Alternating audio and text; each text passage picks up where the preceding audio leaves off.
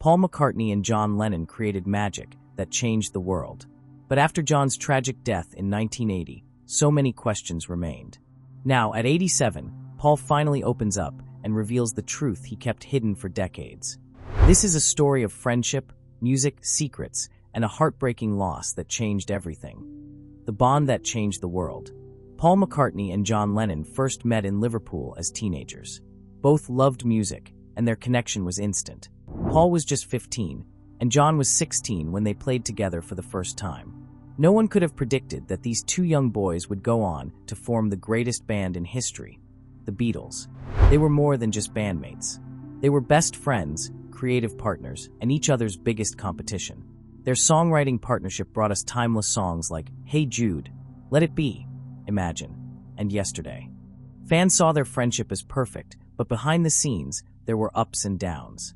Paul says he always admired John's fearless nature. He had this boldness, Paul once said. He would say things I never had the courage to. But Paul also admits that their relationship wasn't always easy. Arguments, creative differences, and pressure from fame often caused tension. Still, despite all the drama, their connection remained strong. They pushed each other to be better, and that's what made their music legendary. Even after the Beatles broke up in 1970, Paul still looked up to John, even if they weren't as close as before. Paul says one of his biggest regrets is that they didn't have more time after the band split. They had started talking again in the late 70s, just when it seemed like things might return to normal. But then, everything changed on December 8, 1980. The night the music stopped. On the night of December 8, 1980, John Lennon was shot outside his New York apartment. The world stopped. Fans couldn't believe it. How could a man who preached peace and love be taken away by violence? Paul was in London when he heard the news. I was shocked, completely numb, he later said. At first, he didn't believe it. He hoped it was a mistake. But when it was confirmed, Paul felt like he lost a part of himself. I cried for days, Paul confessed years later. He wasn't just a bandmate. He was my brother. But Paul rarely spoke publicly about how deep the pain really went. He would often keep his feelings hidden. Many thought it was strange, but Paul had his reasons. He admitted that back then, he didn't know how to express himself. We were from Liverpool. We didn't show emotions easily, he said. But the loss affected him deeply. He couldn't listen to Beatles songs for a long time. Every lyric reminded him of John. In interviews, Paul tried to stay strong. When asked how he felt, he simply said, "It's a drag," a phrase that caused backlash. People thought he was being cold. But Paul later explained, "I didn't know what to say. I was hurting so badly inside, I couldn't find the words." That moment shaped Paul forever. He started writing music again, but something was missing. The joy, the spark, it had dimmed. And for years, he carried a secret, a truth about John's death that he didn't share with anyone. Until now, the hidden truth Paul never shared. For decades, Paul McCartney stayed silent about something he knew about John's death. Not because he didn't care, but because he didn't think the world was ready. Now, at 87, he finally decided to speak out. Paul says he always had a strange feeling about the way John died. It wasn't just random, he said. There were things that didn't add up. He remembered that in the months before John's death, John seemed worried. He was more cautious, more careful about who he spoke to and where he went. He told me once, "They're watching me," Paul revealed. I laughed it off at the time. I thought it was just paranoia. But after John's death, Paul began to look back and wonder if there was something more to it. Paul also noticed how quickly everything was wrapped up. The investigation seemed rushed, he said, and people close to him started acting differently.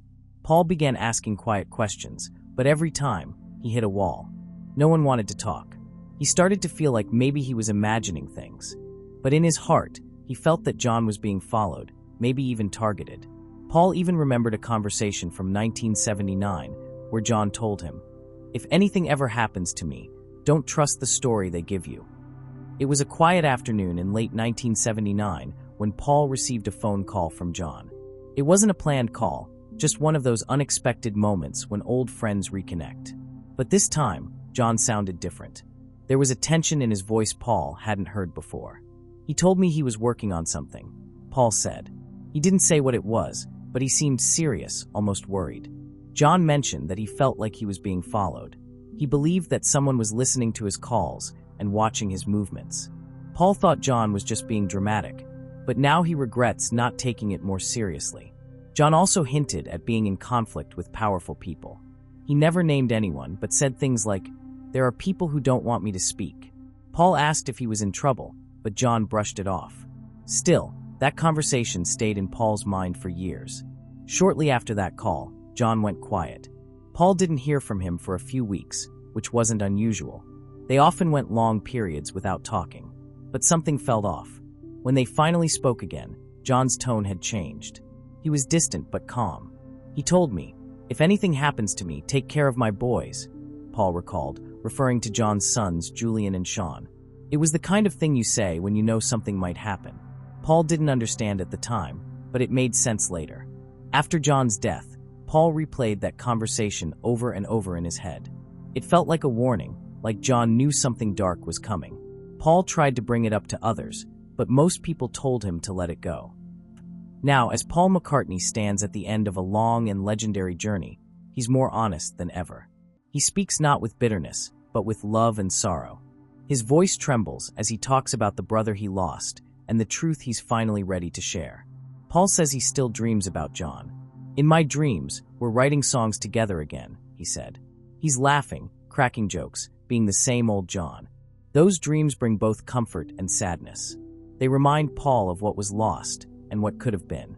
He believes the world deserves to know that John was more than just a victim of random violence.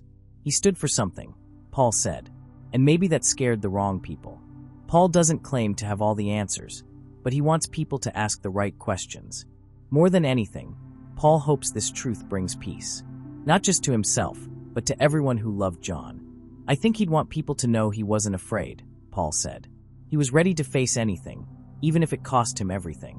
As Paul finishes telling his story, there's a quiet strength in his words. He has carried this weight for over 4 decades, and now he lets it go. His eyes still shine with the spark of a man who once helped change the world with music, friendship, and hope. And in the end, it's not just about the mystery of John's death.